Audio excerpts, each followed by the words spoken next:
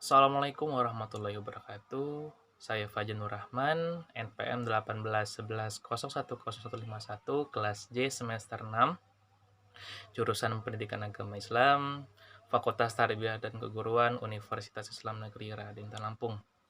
Baiklah, di video ini dibuat bertujuan untuk memenuhi tugas mata kuliah praktikum pembelajaran akidah akhlak dengan dosen pengampu Ibu Agus Susanti.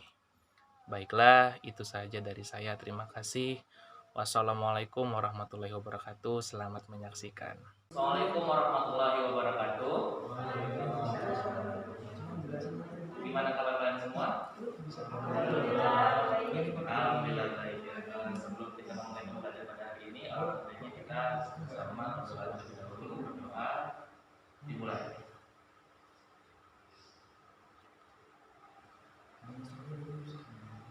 Doa selesai.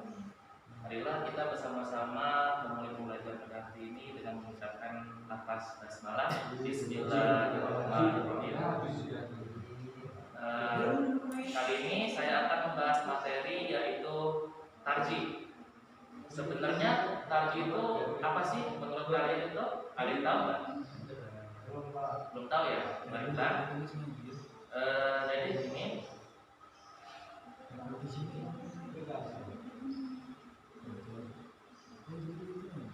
untuk tidak dapat diraih musibah itu tidak dapat ditolak. Dari ungkapan tersebut itu setiap manusia bisa mendapat musibah atau sebaliknya. Bagaimana perasaanmu ketika menerima musibah?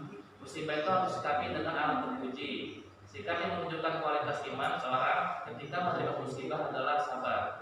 Semakin kuat kesabaran seorang dalam menghadapi musibah diberikan oleh Allah Subhanahu wa taala menunjukkan semakin kuatnya keimanan seseorang tersebut. Ketika kalian tertimpa musibah, maka kita dianjurkan membaca kalimat tarjih, yaitu inna lillahi wa inna ilaihi raji'un. Jadi Rasulullah itu mengajarkan kepada kita bahwa saat menghadapi musibah yang baik atau yang berat maupun yang ringan, agar senantiasa membaca kalimat thayyibah tarjih. Dengan memahami kalimat thayyibah tarjih, diharapkan muncul keyakinan bahwa segala yang terjadi pada diri kita, baik yang berupa untung atau rugi, berkah atau musibah adalah kehendak Allah Subhanahu wa taala. Semua yang ada pada kita harus diakui dengan tulus bahwa kita milik Allah Subhanahu wa taala dan pada waktunya akan kembali menghadap Allah Subhanahu wa taala.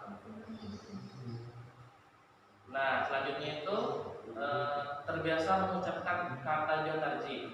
Nah, ucapan itu merupakan cerminan kepribadian seorang. Kepribadian itu ada yang baik akan menghasilkan perkataan yang santun dan mulia dalam segala suasana, senang atau susah, lapang atau sempit, yang berucap hanya kata-kata bijak atau kalimat mulia, thayyibah. Musibah dan bencana datang melanda. Dengan bencana dapat mendidik jiwa siswa agar memiliki kekuatan yang tegar, keteguhan sikap, terlatih, dan selalu hati-hati dan waspada. Kalimat tarjih merupakan itu wujud penyerahan diri manusia atas takdir Allah Subhanahu wa taala. Manusia miliknya dan hanya Allah Subhanahu wa taala yang berhak mengambilnya. Oleh sebab itu, manusia harus bisa pasrah menghadapi takdir Allah Subhanahu wa taala. Manusia itu juga harus sabar, ikhlas menghadapi musibah yang datang menimpanya. Barang siapa yang tertimpa musibah kemudian menghadapinya dengan sabar dan ikhlas, dengan mengucap kalimat thayyibah tarjih, innalillahi wa inna ilaihi raji'un, maka Allah Subhanahu wa taala akan memberi pahala, mengampuni dosa-dosa orang tersebut dan memberi ganti yang berlipat. Nah, jadi kalimat thayyibah tarjih ini seperti yang kayak innalillahi wa inna ilaihi raji'un. Nah, pada saat pada waktu yang tepat menggunakan kalimat thayyibah tarjih itu seperti pada saat menerima musibah, mendengar kabar duka cita, terjadinya kecelakaan, terjadinya bencana alam, terkeleset atau jatuh, terus yang selanjutnya kehilangan barang. Jadi nggak hanya kalau ketika ada seorang wafat itu mengucapkan kalimat tarji innalillahi wa inna ilaihi rajiun, nggak hanya itu aja, tetapi kalau ketika melihat kayak bencana alam kita menyebutnya dengan thayyibat tarji juga. Terjadinya kecelakaan juga kita harus mengucapkan kalimat thayyibat tarji juga, seperti itu ya. Nah, yang selanjutnya musibah itu adalah suatu peristiwa yang menyedihkan. Musibah itu mendorong manusia mengakui bahwa keberadaan milik Allah Subhanahu wa taala dan akan kembali kepadanya di akhirat kelak. Allah Subhanahu wa taala menguji hambanya dengan bencana agar menjadi jelas siapa di antara hambanya yang sejati atau berdusta, yang sabar atau berkeluh kesah. Ini adalah ketetapan Allah Subhanahu wa taala atas hambanya. Seandainya kaum mukmin ini selalu diberi kebahagiaan, tidak ada musibah dan bencana, maka terjadi percampuran antara yang baik dan tidak. Artinya musibah itu merupakan pembeda antara yang baik dan tidak. Nah, seperti contoh pada Nabi Ayub alaihissalam ini diuji oleh Allah Subhanahu wa taala dengan hilangnya harta anak-anak kesayangannya pada wafat, ditambah lagi penyakitnya yang gatal-gatal di seluruh tubuhnya.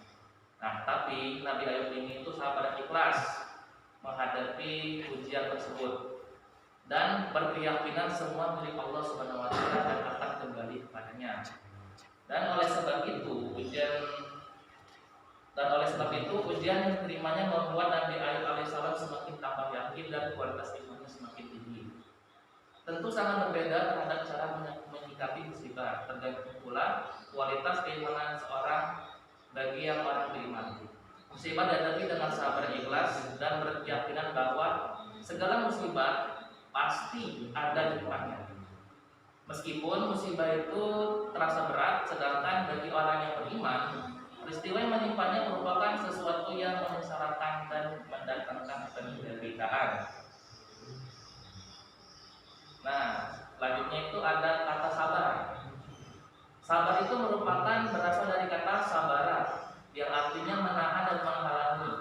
Sabar itu mengandung makna mengekang jiwa dari menolak ketetapan takdir, menahan lisan dari keluh kesah dan murka, serta mengendalikan anggota tubuh dari tindakan meronta-ronta dengan maksud tidak mau menerima takdir. Selanjutnya itu ada kesabaran. Nah, kesabaran itu merupakan pintu hidayah bagi hati. Seorang mukmin membutuhkan kesabaran dalam segala keadaan. Ketika terkena musibah, kesabaran harus diperkuat karena musibah yang terjadi merupakan ketentuan dari Allah Subhanahu wa taala. Jika muncul sifat tidak sabar, maka akan menurunkan kadar keimanan seorang mukmin terhadap Allah Subhanahu wa taala. Nah, ada tiga macam musibah yang diberikan Allah Subhanahu wa taala kepada manusianya, antara lain yang pertama itu sebagai cobaan atau ujian. Maksudnya itu diberikan pada orang yang beriman untuk menguji kualitas keimanannya. Yang kedua itu sebagai teguran yang diberikan kepada orang yang beriman yang melakukan kesalahan. Dan yang terakhir itu azab atau siksa diberikan kepada orang yang selalu berbuat maksiat kepada Allah Subhanahu wa taala. Sebagai orang yang beriman, apabila mendapat musibah, maka seharusnya dapat mawas diri. Mawas diri itu maksudnya itu mengintrospeksi diri ya. Musibah yang sedang dialami jangan dijadikan alasan untuk mengendurkan semangat dalam beribadah kepada Allah Subhanahu wa taala. Nah, justru ketika ditimpa musibah, saatnya meningkatkan ibadah dan ketaatan kepada Allah Subhanahu wa taala. Jika kita bersikap seperti itu, maka kita termasuk orang yang dapat mengambil hikmah dari musibah yang dialami. Nah, selanjutnya itu ada hikmah di balik mengucapkan kalimat thayyibat tarji, antara lain hikmahnya adalah ikhlas dan tawakal kepada Allah Subhanahu wa taala. Yang kedua itu bersabar atas ujian hidup. Yang ketiga itu Yang ketiga itu mendapat keberkahan kebaikan yang sempurna dari Allah Subhanahu wa taala. Yang selanjutnya mendapat rahmat, karunia dan nikmat dari Allah Subhanahu wa taala. Yang selanjutnya mendapat petunjuk dari Allah Subhanahu wa taala, dapat meningkatkan keimanan dan ketakwaan kepada Allah Subhanahu wa taala, dan yang terakhir terhindar dari sifat sombong dan angkuh.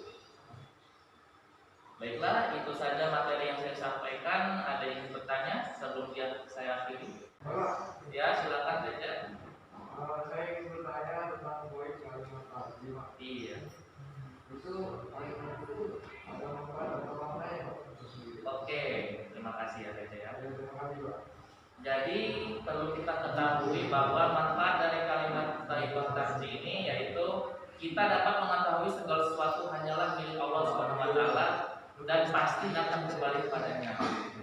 Terus kita lebih tabah dan sabar dalam menghadapi segala musibah ataupun ujian dan cobaan dari Allah Subhanahu wa taala. Dan yang terakhir, kita tidak akan merasa kehilangan ketika suatu saat Allah mengambil miliknya yang telah dititipkan kepada kita. Jadi seperti itu ya. Oke. Ada lagi yang ingin tanya, cukup ya? Oke. Baiklah, itu saja pembelajaran saya pada hari ini. Apabila ada salah, saya mohon maaf. Pada saya mohon ampun. Dengan mengucapkan lafaz hamdalah, alhamdulillahirabbil alamin, dan diakhiri dengan doa kifaratul majelis. Subhanallah